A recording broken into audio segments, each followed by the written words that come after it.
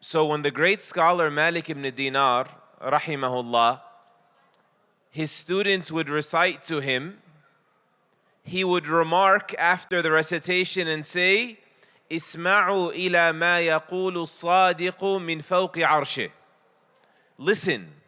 Listen to what the most truthful has said from above his throne, subhanahu wa ta'ala.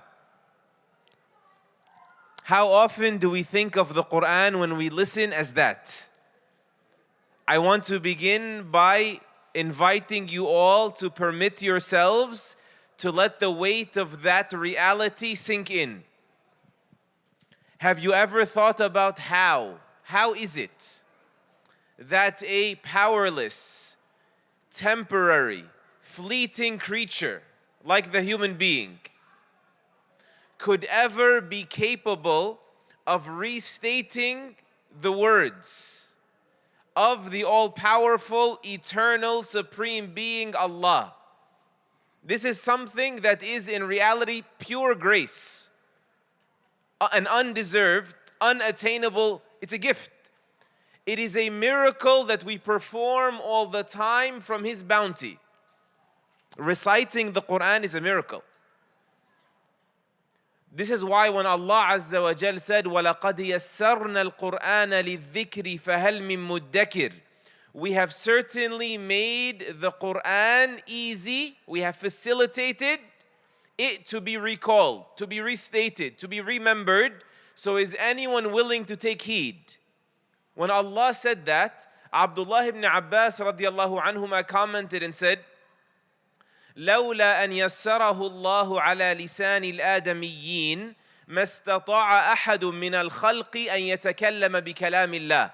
Were it not for the fact that Allah had facilitated it on the tongues of the children of Adam, no one of the creation would be capable on their own of speaking the words of Allah. How does that even make sense? You know, and I don't have a better example, I wish I did, but if like an eagle from the eagles of the Lehigh Valley, not the Philadelphia eagles, the real eagles, the birds, or a lamb, or a goat, were to stand in front of you and give a charismatic speech, you would be blown away. Why? Because animals don't speak human, right? The distance between the human, anything of the creation, including the human and Allah, is far greater than the distance between the animal and the human being. So how can it be that humans can say God's words? That's the idea. In fact, it is even beyond us to even hear God's words. In the hadith of Abdullah ibn Mas'ud radiallahu anhu, narrated by Abu Dawood and others, the Prophet sallallahu alayhi wasallam said, إِذَا تَكَلَّمَ اللَّهُ بِالْوَحْيِ, when Allah first speaks the revelation, speaks it to who? To the archangel. You hear a rattling in the skies, like the dragging of massive chains against boulders. Imagine you have these big chains being dragged against rocks. That rattling is what? That is the fervent of the angels that are hearing it, Jibreel be spoke to by Allah subhanahu wa ta'ala. فَيُصْعَقُونَ, and ultimately they pass out and they remain unconscious, the angels. حَتَّى يَأْتِيهِمْ جِبْرِيل, until Jibreel alayhi salam reaches them. And then when Jibreel reaches them, they revive. And they say to Jibreel, مَاذَا قَالَ رَبُّكَ, what has your Lord said? So Jibreel says to them, Al-Haq, Allah has said the truth. He has given me, spoken to me some truth. He is the source of all good and all truth. Everything He says is true. The most truthful speaker. What He says from above His throne. So He says, Al-Haq, the truth. فَيُنَادُونَ Al-Haq, Al-Haq. And so the angels begin to chant the truth. It is the truth. Our Lord only speaks truth. Of course it's truth. This is the idea that I want to begin with our series together in Ramadan.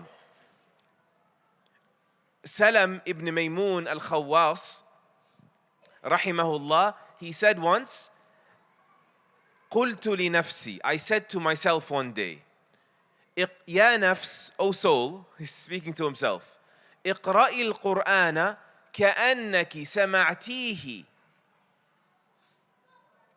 أول ما تكلم به الله. Read the Quran as if you were hearing it at the very first time Allah spoke it. فَجَاءَتِ الْحَلَاوَةِ. And then suddenly the sweetness came.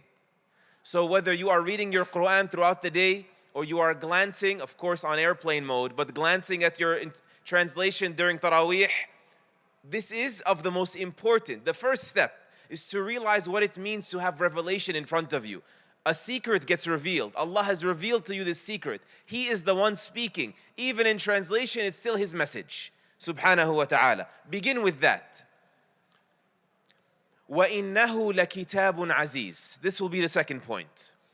Allah says, and it is a mighty book. What does it mean, a mighty book? Why does Allah Azza wa Jal call the Quran mighty? Many reasons. The first of them is that it is mightier than to be overtaken, mightier than to be distorted, mightier than to be corrupted, mightier than to be changed.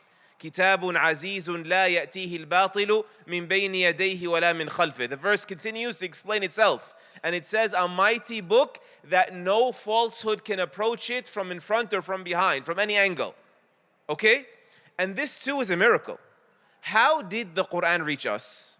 Think about that. Why did nothing else reach us from 1400 years ago? Why is there no other piece of literature? Because it's not supposed to reach us. Were it not for the fact that Allah took it upon Himself to guarantee its preservation, if it were normal, typical, we would have had other writings from 1400 years. Nothing exists but this book. إِنَّا نَحْنُ نَزَّلْنَا الذِّكْرَ وَإِنَّا لَهُ لَحَافِظُونَ. We sent this book down to you and we have guaranteed its protection. And by the way, it was not even written 1400 years ago, was it? It was not. It was documented in the lives of the Sahaba. Pulled together, each of them had a bit of it, right?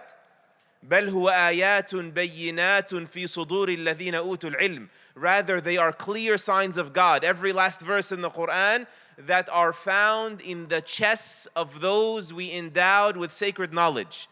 Not written, nothing else was preserved, in the chests, decentralized, we still have it. That's another miracle. What a mighty book, cannot be overcome.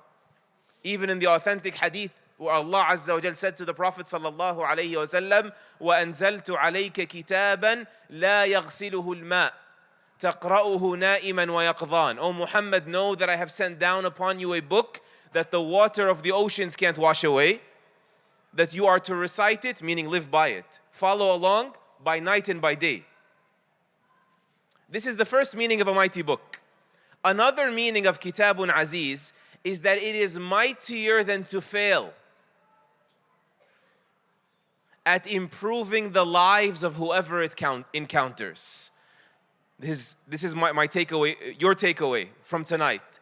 The Quran, nobody can change the Quran. And the Quran can change anybody. That's of the beauty of the miracle of this book. It can change absolutely anything. Whatever it comes in contact with, it will not fall short. It will not fail. It is Aziz. This is why Al-Hasan al-Basri rahimahullah used to say about this, وَاللَّهِ مَا دُونَ الْقُرْآنِ مِنْ غِنَى وَلَا بَعْدَهُ مِنْ فَاقَةٍ. I swear to you, without the Quran, you will never reach your goal. And once you have the Quran, you will never remain unfulfilled. It is enough for whatever the void is. And one final ayah quickly as we close. Allah subhanahu wa ta'ala said, وَلَوْ أَنَّ قُرْآنًا سُيِّرَتْ بِهِ الْجِبَالُ أَوْ قُطِّعَتْ بِهِ الْأَرْضُ أَوْ كُلِّمَ بِهِ الْمَوْتَى. Say to them, O Muhammad sallallahu alayhi wasallam, if there were ever a recital that could render the mountains to rubble and crack the earth in half and address your dead ancestors that died centuries ago, meaning what? If any recital would be capable of doing it, it would have been the Quran. The Quran could have done this. But why doesn't the Quran do this? It was not meant for this. If every person who recited the Quran had superpowers, he could do mountain demolition, right? And he could sort of rip the earth open, and he could speak to the deceased, life wouldn't be a test. But instead, Allah chose what?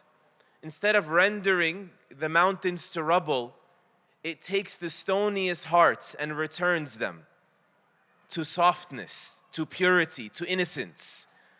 Instead of ripping the earth, puncturing the earth's crust, it rips open these eyes that have been sealed for decades, the hearts that have been sealed shut with people's crimes. Instead of addressing the dead, it revives the souls that are dead.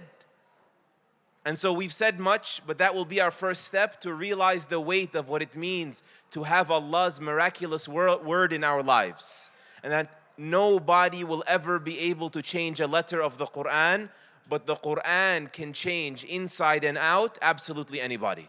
أقول قولي هذا واستغفر الله لي ولكم والله تعالى أعلم وصلى الله وسلم وبارك على نبينا محمد وعلى آله وصحبه أجمعين.